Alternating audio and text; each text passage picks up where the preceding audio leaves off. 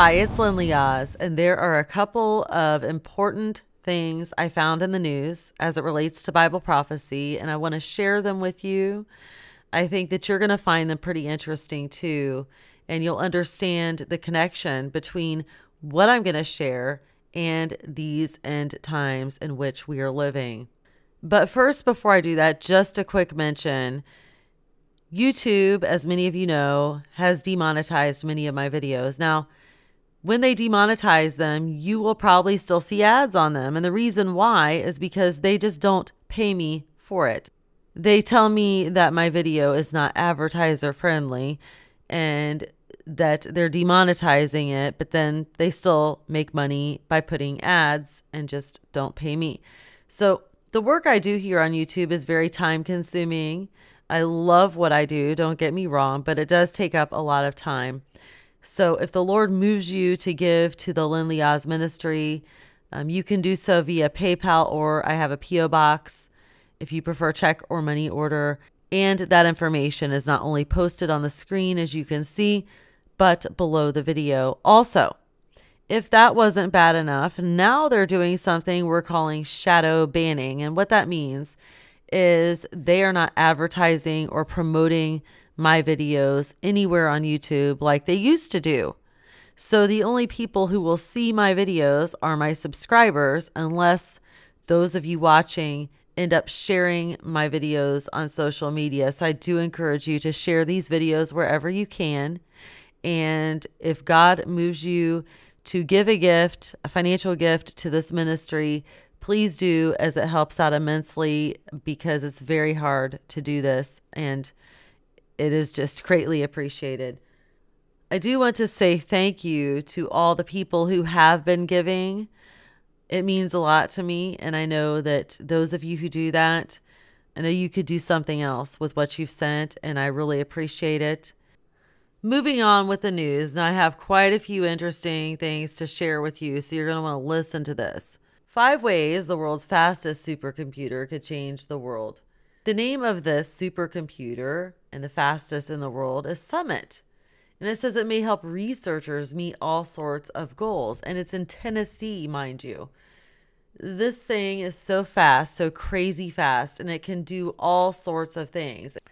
It says scientists have high hopes for the world's fastest computer, which is now up and running at Oak Ridge National Laboratory in Tennessee after its June 8th launch. A $200 million water-cooled monster that covers an area the size of 2 tennis courts, the computer dubbed Summit, has been clocked at handling 200 quadrillion calculations a second, or 200 petaflops. I never even heard of a petaflop. That's more than twice as fast as the previous record holder, China's 93 petaflop Sunway, however you say that, Taihu Light. And it's so fast, it would take every person on Earth doing 1 calculation a second for 305 days to do what Summit can do in a single second. Summit gives the U.S. bragging rights. More important, it gives scientists a new tool to conduct research that is all but impossible to do with other supercomputers. My hopes are that we're able to attract the world's best scientists to work on their dream problems, says Jack Wells, Director of Science at the Oak Ridge Leadership Computing Facility, to open up venues people thought were not possible in this time frame, to solve problems that people thought were 20 years away in the next 5 years. Here are 5 ways Summit could change the world. It can change the world, it says, by predicting opioid addiction. And it gives you some details about that. Advancing fusion power, mapping Earth's interior, unraveling the secrets of stardust, understanding climate change. So those are some of the things that it does. And, well, I want to share some interesting things that I noticed about the name of this supercomputer. I just thought this was pretty interesting. I remember even when I was a kid hearing in relation to Bible prophecy that many people believe that some supercomputer could have everything to do with the beast system, and it definitely does. We know that AI is a huge part of the end times, and the beast system and the Antichrist system and all of that. So for me, this is a no-brainer. And look who it's made by, IBM. I don't know if you saw Bishop Brent Indris's teaching on IBM and how it has everything to do with 666 and the mark of the beast. If you haven't, I'll have him on my show here soon, and you will have to hear what he says. I will ask him to do a special video on that. It is included in one of the revival videos. He talks all about IBM and how they have everything to do with the mark of the beast. But here's what I found out about the name of summit. Okay, number one, the highest point of a hill or mountain: peak, crest, crown, apex, tip, cap, hilltop, etc. The summit of Mount Washington. But number two, a meeting between heads of government, a summit conference, meeting, negotiation, conference, talks, discussion, the next superpower summit. Interestingly enough, we know that Trump just had the summit with Kim Jong-un. I love saying that name, sorry. But it says Trump shows off the beast to Kim during historic Singapore summit. Interesting. We know that the presidential vehicle is called the Beast. So interesting. This all came out. This whole summit is the name of it. And we have this stuff going on. Just an interesting connection. Moving on along. You may not totally understand, well, what does a supercomputer have to do with end times? Well, I found an article. It says new supercomputer can now be made from common desktop computer components. The final stage may now close for the cashless economy of the Antichrist. So I'm not really concerned here about what it says about computer components, but more about how it could have to do with the end times. It says latest technological developments seem to propel the world into the final stage of the biblically prophesied cashless global economy that functions with some kind of a mark set beneath the skin of the right hand or the forehead. New world order plans call for an electronic chip to be so implanted.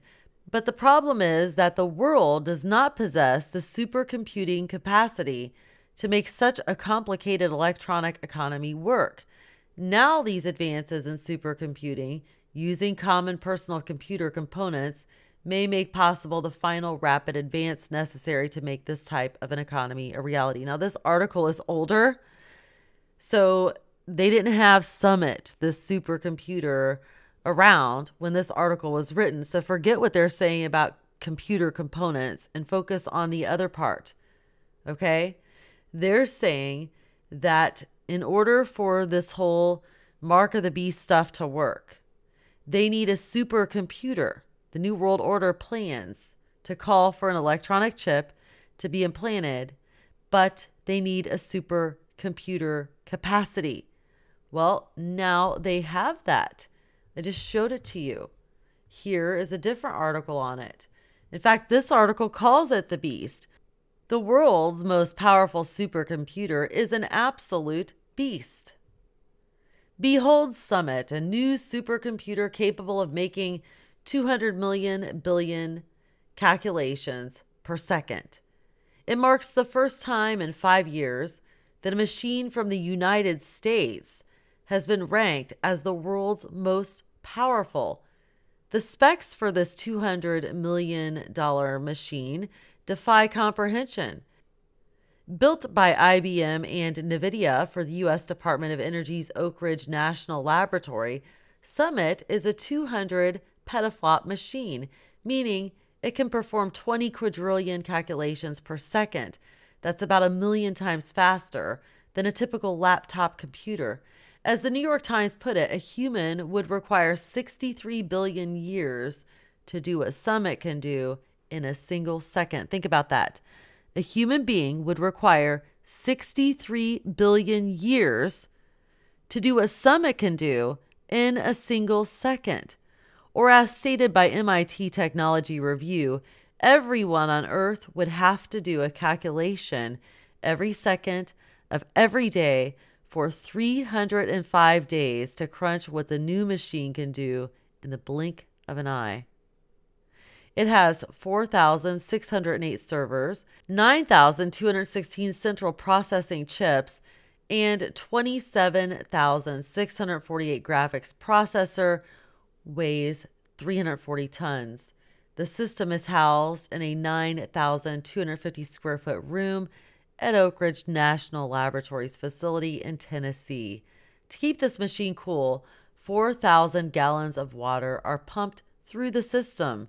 The 13 megawatts of energy required to power this behemoth could light up over 8,000 Now, there's something interesting I want to show you here to do with numbers, okay? And I'm going to show you that right here on the screen. In fact, I'm going to bring up the calculator to show you. There are 3 6s here, and there are 3 7s. We know that 3 6s is the mark of the beast. And 7 also has a couple of different meanings. 7 can mean the end, or 7 can also represent Jesus Christ or completion. So I'm going to show you something very, very interesting right here and right now to do with these numbers. Let me bring the calculator up on the screen. And we're going to talk about these numbers right here that I'm highlighting on the screen for you briefly so that you know. Okay, now I want you to pay attention. Do you see the number 4608? 4 plus 6 plus 8 equals 18. So then you take 8 plus 1 equals 9. So 8 plus 1 equals 9. Okay, so 4608 equals 9. I'm going to explain this to you in a second. Now let's move on to the next number, 9216. 9 plus 2 plus 1 plus 6 equals 18. 8 plus 1 equals 9. I know that all of you know 8 plus 1 is 9, but I'm just showing you. So far, 4,608 equals 9. 9,216 equals 9. Now let's do the next number, which is 27,648. 2 plus 7 plus 6 plus 4 plus 8 equals 27. So then you take 7 plus 2. 7 plus 2 equals 9. So we have 9, 9, 9. Now, the Illuminati, Freemason, global elitist, when they do spiritual symbolism according to their wickedness, they use numerology and numbers. We know numbers mean something. 3 9s in Freemasonry or the occult also represent 6s upside down. So they frequently use 3 9s together to represent 6, 6, 6. You can look that up. I'm not making this up. 3 9s in a row, according to the occult, Illuminati, Freemasons, Luciferianism represents 666. So I've shown you 6, 6, 6. Now we're going to look at the next set of numbers. I'm going to show you how they equal 7, 7, 7. 340 tons. We know that 3 plus 4 equals 7. So we have the first 7 here. So then we have the next one, 9,250 square feet. 9 plus 2 plus 5 equals 16. 6 plus 1 equals 7. Now, the next one isn't so obvious, but I'm going to show you how this works. So far, we agree we have 2 7s now in a row. So we have 3 9s, which I've just told you, in the Luciferian, Freemason, Illuminati occult, 3 9s together represent 666. I've shown you 2 7s. Now I'm going to show you the third 7. Notice here it says to keep this machine cool, 4,000 gallons of water are pumped through the system. The 13 megawatts of energy required to power this behemoth could light up over 8,000 U.S. homes. So how does this equal 7? Well, quite simply, 4,000. So you take 4 plus 13 plus 8 equals 25. 2 plus 5 equals 7. So here in this very article, we have 3 6s and 3 7s.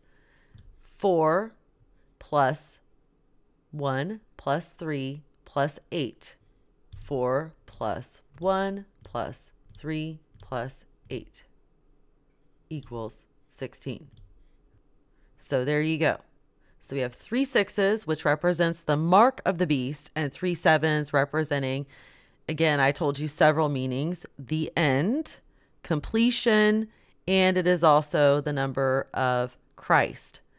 So interesting that we have the beast and the number representing Christ. False Messiah, false Christ, the beast. I thought that was pretty interesting. So I always get into figuring out what the enemy is trying to speak to us in numbers, because they do give us signs to represent things. So wanted to share that with you. So we already know it's the world's most powerful supercomputer. I've said that, and it's 60% faster than the previous title holder, China, the Sunway Tehulite. So very significant news here about this. The world's most powerful supercomputer is an absolute beast. And I just showed you that all the New World Order needs to go ahead and implement the mark of the beast is a supercomputer. Well, now they have it. Summit, which means meeting, negotiation, conference, talks, discussion, which happens with our government people. Peace talks, dividing Israel, taking over the world, one world leader, anything else. I think you get the point. Now I have one final thing to show you, and this is from Prophecy in the News. By the way, if any of you missed it, I am their new show host. They are beginning now to air some of the short video updates where I talk about different stuff. You have to go there and see it, prophecyinthenews.com. So be sure and go over there and subscribe to their newsletter and subscribe to their magazine. I am on the cover of their latest magazine for July. There's going to be much more to come. I'm flying out there twice next month. So be sure and check out prophecyinthenews.com. Something I believe probably many of you out there don't know about. In fact, I didn't even know about it. But you've seen these coloring books out there, even in Christian bookstores with Christian stuff on it. It says adult coloring books and mandalas, a warning for Christians.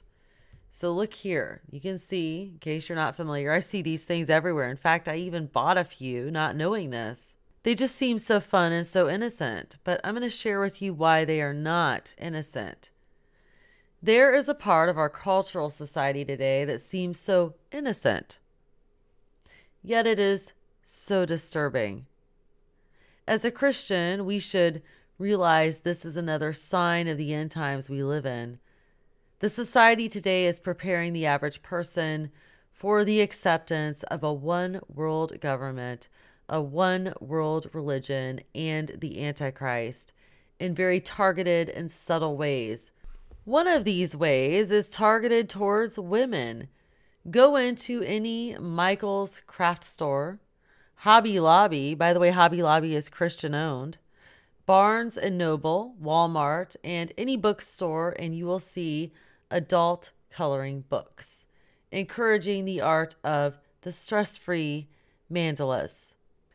Don't get me wrong, there are a lot of beautiful coloring books out there, but it is the introduction of the mandalas to relieve your stress that is dangerous. But you ask, why? Why? Why is it dangerous? It's just a stress relief. It's beautiful looking little pictures, and I can color them and relieve my stress. So what's wrong with that? It seems very innocent, but it is society's way of removing Christianity from Western culture and preparing our minds to accept the world's fourth largest religion, that of Buddhism, a religion that has over 500 million followers around the world. This beautiful and colorful circle called the mandala is part of most of these adult coloring books. Wikipedia defines the mandala as a beautiful circle pattern that looks like it would be impossible to draw freehand. It is also a spiritual and ritual symbol in Indian religions, representing the universe. In common use, mandala has become a generic term for any diagram, chart, or geometric pattern that represents the cosmos, metaphysically or symbolically, a microcosm of the universe. A mandala is used in Tantric Buddhism as an aid to meditation. They meditate on the image until they are saturated by it. They believe that you can merge with the deity by meditating on the mandala. A mandala is also visualized by the yogin whose aim is to merge with the deity. So you're seeing a better picture now of why this is dangerous as I'm sharing this with you, I hope. So they have these coloring books filled with mandalas to relieve stress, okay? And in Buddhism, we see that this is a Buddhist type of a symbol, or it is a Buddhist spiritual and ritualistic symbol. And they aid in meditation so that you meditate on the image until you're saturated by it. And then you can merge with a deity by meditating on the mandala. A mandala is also visualized by the yogin whose aim is to merge with the deity. Well, I've done videos before and received a lot of flack for it on the dangers of yoga in the church. Many Christians partake in yoga. They even have yoga classes for churches, and people think it's innocent. Well, if we use it for the Lord, you don't take some new age type of a thing or practice that has to do with the occult and idolatry and merge it with Christianity. That is extremely dangerous. And I believe that that makes God very angry when we do anything associated with an act of idolatry and false gods. We can look all throughout the Bible and see how God not only dislikes that, but he hates it. We as Christians are to be separate from the world. So that's very important. So why would we want to put a Buddhist symbol that aids in meditation, that helps you meditate in order that deities or demons, as I put it, can come into you and merge with you? I want to tell those of you who don't know, do you know that there are things you can have in your home that attract demonic entities? Some people have Greek statues of gods and goddesses in their garden, or they have like a statue of Buddha or some Indian thing, and they think it just looks ornate or neat for their decor. But you're attracting demonic entities straight into your home and into your life and into your spirit. And see, the devil doesn't want you to know this. He wants you to think this is innocent. Just like I said, I didn't know any of this. And I even bought some of these coloring books. I don't want demons in my home. I don't want to attract demons. It's not innocent. The devil, who appears as an angel of light, wants you, who is viewing this, to blow this off and think, oh, she's carrying this too far. That's ridiculous. If it's not Buddhist to me, I'm not going to worry about it. It doesn't matter what it is to you or what it is not to you. It is what it is. I'll say that again. It doesn't matter what it is to you or is not to you. It is what it is. And what it is to God is offensive. Focusing on mandalas is a spiritual practice where you merge with deities. This practice opens the door to demons. So let me ask you out there, do you want to take any chance of opening doors to demons in your home and in your life? I certainly don't. We already have enough entrances in our lives and enough spiritual attacks going on. Why have another open door? You ask, how is the devil going to get Christians to meditate on mandalas? No Christian in their right mind would put one in their house and sit and stare at it for an hour, chanting the sacred word. However, if the enemy can get a Christian to stare at a mandala because they are coloring it, he can have them absent-mindedly focus their attention on the image, and they will unknowingly open up their subconscious to this image in almost the same way. Mandalas may be used to focus attention as a spiritual teaching tool to establish a sacred space or as an aid to meditation or trance induction, ritual objects of Buddhism and Hinduism. According to the article above about ritual objects of Buddhism and Hinduism, a mandala is a key tool to practicing a religious ritual, and it opens people up to trances.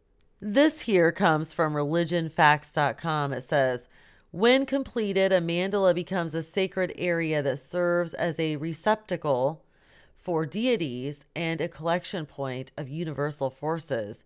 By mentally entering a mandala and proceeding to its center, a person is symbolically guided through the cosmos to the essence of reality. By constructing a mandala, a monk ritually participates in the Buddha's teachings. The mandala itself is a receptacle for deities and universal forces. It is not just opening a door to the spiritual realm, it is knocking on the door of a false temple. In other words, you're not just opening the door, you're knocking on it. You're going to them, saying, come on in, come to me, come into my life. If the monk constructing the mandala is participating in a spiritual ritual, what are we doing as we mindlessly trace the shape with a colored pencil and try to keep the pattern balanced with our coloring choices? We are also going through the motions, participating in this ritual without even knowing it. The process of constructing a mandala is a sacred ritual. It is a meditative, painstaking process that can take days or even weeks to complete. Mandalas are constructed from the center outward, beginning with a dot in the center. With the placement of the center dot, the mandala is constructed to a particular deity. We need to be aware of what these images are because they're not just pretty shapes and designs. Those are the spiritual roots, but how did they come to get associated with coloring books or relaxation? So now I'm going to share this with you. How did this happen? And then it's a pretty lengthy article, so I'm going to direct you to pretty much go and check it out yourself. But I just want to tell you, if you have these things in your home or your children have them, take them and get them out of your home, destroy them so that nobody else can get them. You never know about those trash diggers or whatever, but get rid of it. Don't have anything in your home that is a gateway to demonic entities. Trust me. This is very evil. And I just can't tell you enough. Get it out of your home. So I'm only going to share a little bit of this here. As I said, it says, Carl Jung was a famous Swiss psychiatrist and psychotherapist in early 20th century. He founded the School of Analytical Psychology. He focused primarily on the study of the integration of the conscious and the unconscious mind. Jung wrote a book called Mandala Symbolism. In his book, he introduced the Eastern mandala practice to Western psychotherapy. He began to have his patients create mandalas to help him identify their emotional disorders. He didn't look at their tea leaves or read their palms, but he didn't just believe this was pure science either. Carl Jung was deeply into the occult. He even published a dissertation about the science behind psychic mediums called On the Psychology and Pathology of So-Called Occult Phenomena, where he sat in and even participated in seances. Jung was also seriously involved in the practices of alchemy, astrology, studies, and mysticism. Carl Jung brought the Eastern spiritual ritual of drawing mandalas to Western culture in a scientific context. But how did they end up in our coloring books at Hobby Lobby, or Christian bookstores, by the way, or anywhere as far as that goes? Is this purely recreational and relaxing? Is this therapy? It is a surprising new trend. Even Katie Couric discussed an article about how it has become a craze, and publishers haven't seen anything like this in 30 years. Inside the Adult Coloring Book Craze by Robin Stein. It is a surprising new trend. Even Katie Couric discussed an article about how it has become a craze, and publishers haven't seen anything like this in 30 years. Inside the Adult Coloring Book Craze by Robin Stein. Is it artistic? Is it therapeutic? Is it stress relieving? Normal everyday people believe it's just some fun new hobby. In fact, many of you listening probably thought the same thing until I shared this with you. But why didn't they just choose to color with their children or take an art class? Things that have been around forever. Why do people want to color in these books with mandalas all over them? In the article by Stein, a mom says, "I love it," said Nicole Schmidt, a stay-at-home mom. "It's very meditative. It gets me away from the kids, and this is my zen." If you go to one of the coloring book websites, they will tell you why coloring mandalas are relaxing. They are energetically alive and promote well-being. Read from this article by Stephen Rankin called "Your Introduction to the Healing Powers of Mandala Coloring," about mandala coloring healing. And this is where I'll stop right here. I'll go ahead and share this with you because I want to make sure I point this out. It says, "I awaken to the power of the mandala, a sacred circle of light and energy, a pathway to my center, and to the universal all, a channel for healing body, mind, and spirit."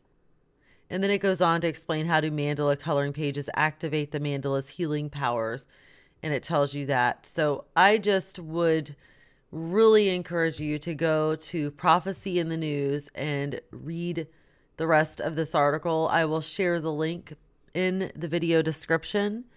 Go check it out because many, many people are really into this. Like I just read to you, it's the biggest craze. So if you think it's no big deal to invite demonic entities or deities into your home, into your life, into your children's lives, then I guess continue having these things in your home. If you're concerned about your walk with the Lord and you do not want to invite demonic deities into your home or into your life or into your children's lives, then I would suggest you get rid of these, destroy them as soon as possible. So I've shared with you a lot of information here. I hope that you'll take all of it seriously. Be prayerful, repent, and come to Jesus Christ if you don't know him as your Lord and Savior. Remember that the battles we face are not fleshly as we think. The battles we face are deeply spiritual. The enemy is always at our door, coming to us sometimes in obvious manners, and in other ways, he comes to us in less obvious, more innocent, or seemingly innocent, I should say. So be watchful and be prayerful. And again, if you feel led to give to the Lonely Oz ministry, it is greatly needed and greatly appreciated. You can do that by visiting my PayPal and doing so, or send a check or money order to my P.O. Box. That information is on the screen and in the video description. Stay strong because the spiritual attack ahead is about to get even uglier. Are you ready? I don't know. I don't know if any of us are totally ready for what is going to be coming upon us. So do your best to get ready. Look into God's word. Put on your spiritual armor every day, Ephesians 6:10-20, and stay close to Jesus Christ. Until next time, God bless you, and thank you so much for watching, and thank you in advance for sharing this video all over the place.